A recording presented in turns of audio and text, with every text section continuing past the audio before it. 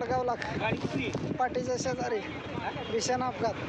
Axle तुटून मागून येऊन या आयशरनं या बलोरो गाडीला ठोकलं आणि बलोरो गाडी इकडून आउटसाईडनं इथं ठोकून गाडी आउटसाईडला तेवढ्या लांबी जाऊन बसले आयशर.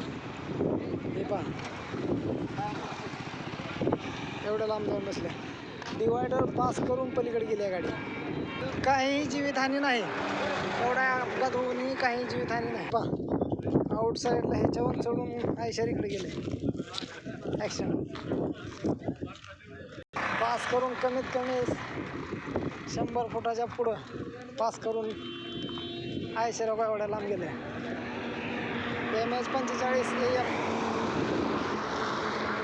MH45 CAF 8412 आयशर सफेद आयशर आहे.